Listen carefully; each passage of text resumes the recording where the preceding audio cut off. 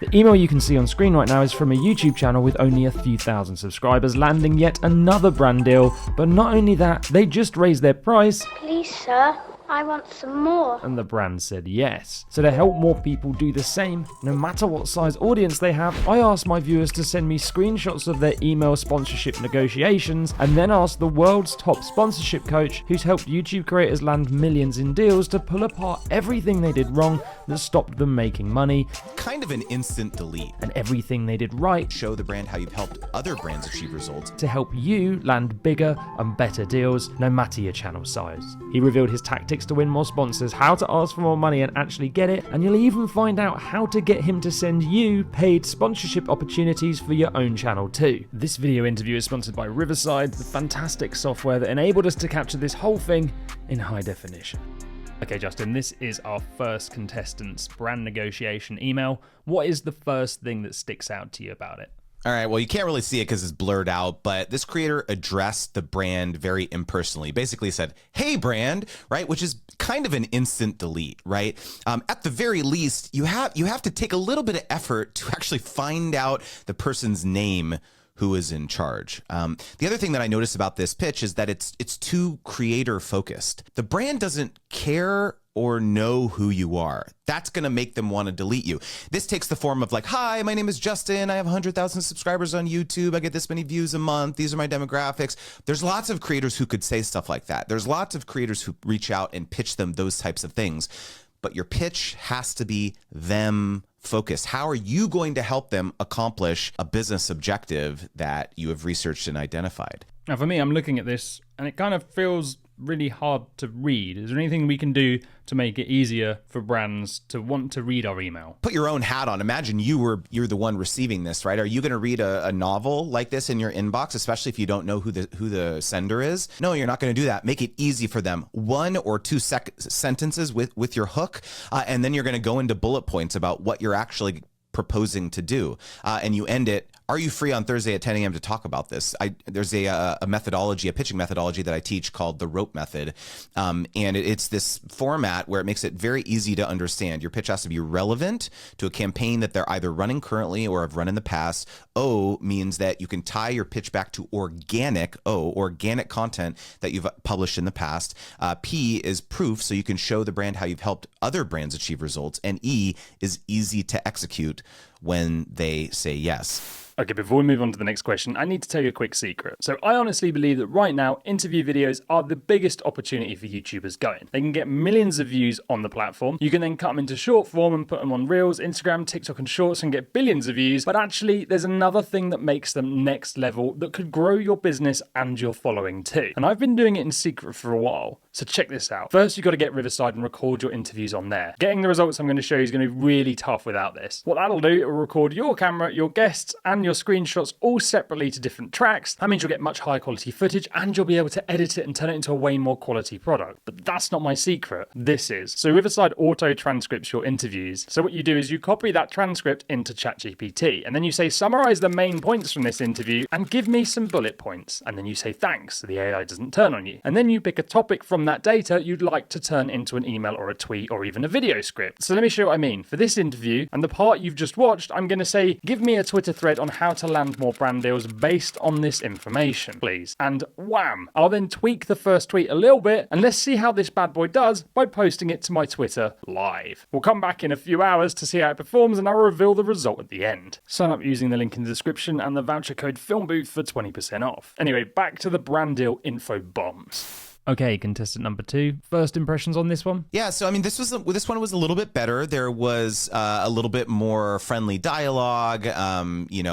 Mentioning that they had attended some event that the brand had been at or put together. So that's helpful, drawing a little bit of personality in this email. But again, this pitch is too focused about the creator.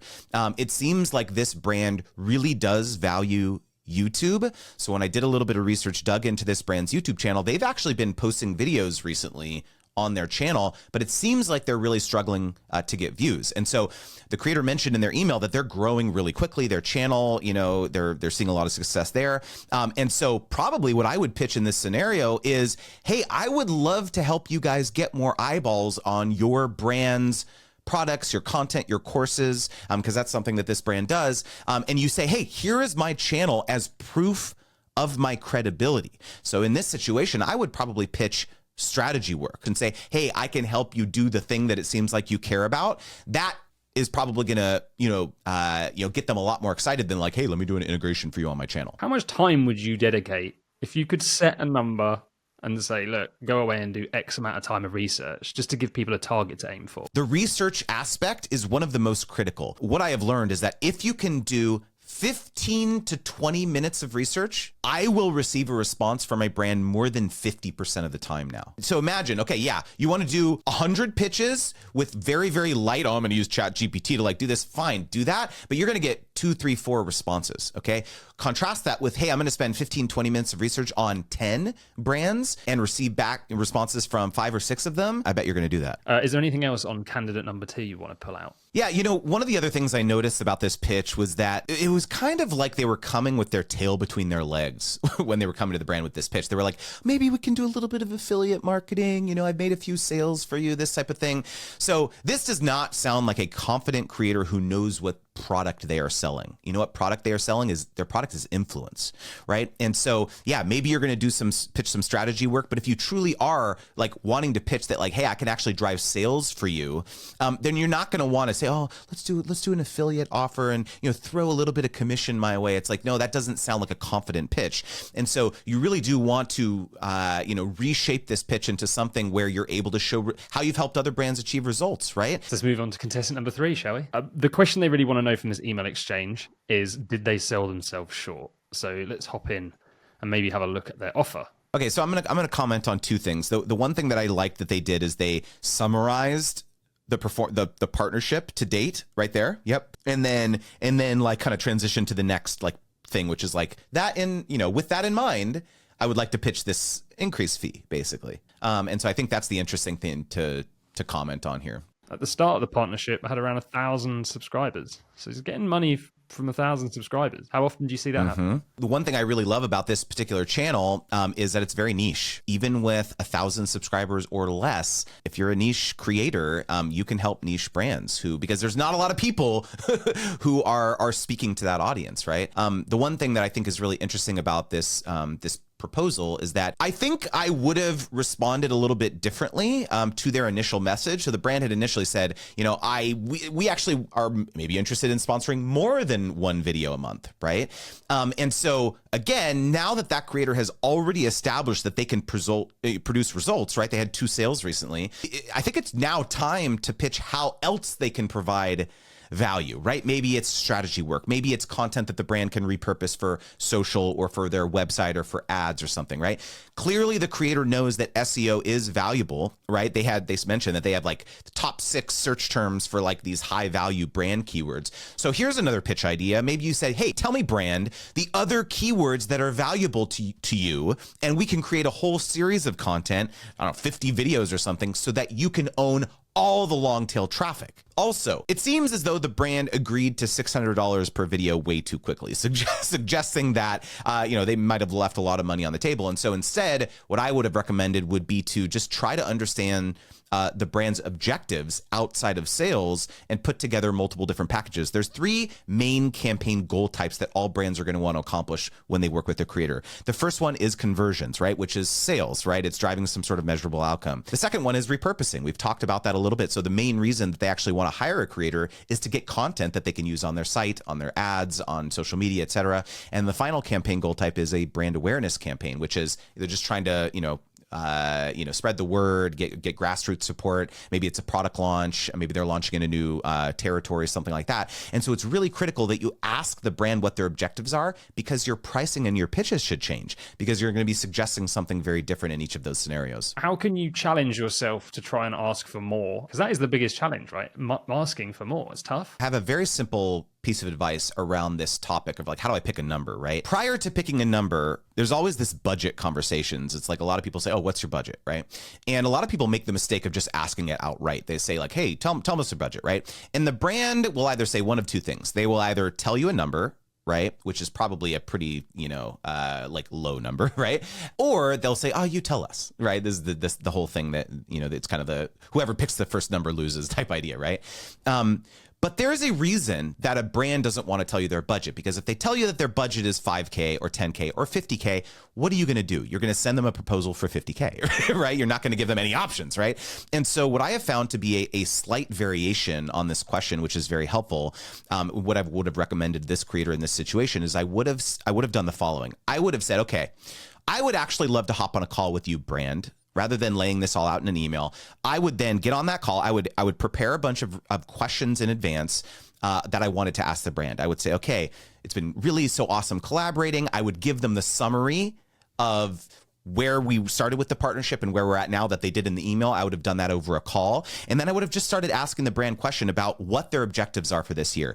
Tell me about like what products or services that you're trying to promote this year. Are you being impacted by, the macroeconomic stuff? Are you experiencing supply chain issues if it's a physical product business? Tell me about, are you working with other creators? Like which ones are going well, which ones are not, right? So you start asking these questions, and then at the end of that call, you basically say, this is super helpful. I have a lot of ideas about how we can actually potentially take our partnership to the next level. What I'd like to do is take a lot of this, what I heard today, and go back and put a proposal together for you. And what I'd like to do is put together a couple different packages to give you a sense of like the different ways in which we can work together. Do you have a sense of what those 3 tiers would be from a budget feasibility perspective?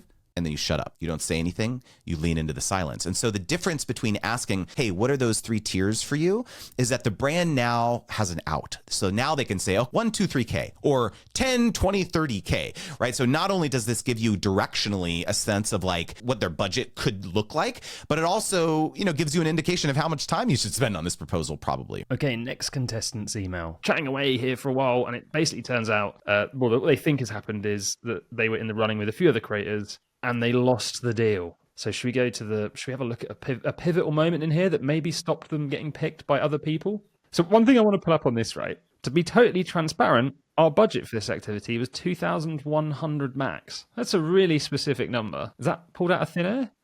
Maybe they're moving forward with 5 different creators and they've locked in 4 out of the 5. And now they're saying, hey, can this person fit the last spot? And all they have left is $2,100. So they came back with a different scope. They said, okay, here's what we really need. They said we need an Instagram post. We can remove the stories. We can do the exclusivity and the paid, like usage rights, whatever. Like, here's what we can do. We can offer you 2,100, take it or leave it is basically what they said, right? And if this works, we'll bring it to the brand, right? The creator basically said, okay, yeah, I can do this, and then they essentially got ghosted, right? And I really think the learning lesson here is that even when you provide great value, you give them competitive packages and you give them competitive pricing, sometimes the brand or the agency is just going to go in a different direction. And instead of getting mad, just understand that this is the game. Okay. From here, I would recommend, because what most creators do is they just be like, screw them anyways. I didn't even want to work with them. And they never talk to them again, right? And in reality, I would recommend nurturing this relationship at least once a month, right? Anytime you see an article or a trend that relates to, let's say, their client or their product or the service or whatever it is, you send it over to your contact, right? You connect with them on LinkedIn. You engage with their posts if they're active there, right? And so the point is that even though it didn't work out on this campaign, by staying top of mind, especially with an agency who works with lots of different clients, eventually there's going to be deals that you're a perfect fit for. So don't throw your toys out of the pram, basically. Don't throw your toys out with the pram. Yeah, I'm trying to think how I would say that here in America. Don't. Is that a British saying? Is it? I think maybe throw the baby out with the bathwater is maybe the equivalent here. I reckon I got it wrong. I think if someone's sitting there right now and they are scared and a little bit worried, what's the step they can take just to get them over that fear? If I told you that a yes was on the other side of 50 no's, would you do it? Because I think you would. Having this perspective that like getting the repetitions You know, starting to work that muscle of what it actually means. Oh, okay, you know what? It's actually not that big of a deal if a brand says no to me or if a brand doesn't respond to me. Like the fact that you shoot your shot, you're going to be way ahead of lots of other creators, because what most creators do is they just sit on their hands and they wait for opportunities to land in their inbox. And so if you can have the humility, if you can have the objectivity to say, you know what, there are some dream brands that I think I could provide a lot of value for, and I'm just going to go out there and do it. The other thing too that I would say is that you do not need to wait for some arbitrary like milestone or of subscribers to start like reaching out and collaborating with brands. A lot of people be like, oh, I'm going to wait until I get monetized, or oh, I'm going to wait until I get 10,000 subscribers. But it couldn't be further from the truth. As you saw in some of these contestant examples, like these people have not a ton of 1,000 subscribers, a handful, right? My answer always is like, when should I work with brands? Now, like regardless of where you're at, your pitch changes based on where you're at, you know, in your creator journey. But just get started today. Like my favorite saying is like, if they say no, it's not no forever. It's just not yet. My favorite saying is, if it doesn't scare you, it's not worth doing, which always makes me think, okay, I'm terrified of this, I should probably do it. And then it usually works out okay. Like nobody dies. Justin, how can people get more help from you? Absolutely, man. The best way is my newsletter. Actually, I have a free newsletter. You just go to creatorwizard.com/join. Here's why you should sign up. Number one, I send you paid sponsorship opportunities every week for free. So why wouldn't you want to sign up to that? The second thing is I share you tips about this type of stuff, like confidence, how to pitch brands, how to negotiate, how to put case studies together, all this stuff. And so, yeah, free newsletter. We've got 30,000 creators on there now, Ed. So I would love to connect with each and every one of you. Okay, the moment of truth. How did the tweet do? 12,000 impressions, 49 profile visits, 115 details expanded, 70 bookmarks, and 71 likes. That is not a bad performing tweet for something that took me 1 minute. Work smart, not hard, people. And if you want to learn how to make money on YouTube alongside your sponsorship deals, check out this video next and learn how to get affiliate deals from the man who landed $1.6 million of them in 1 month.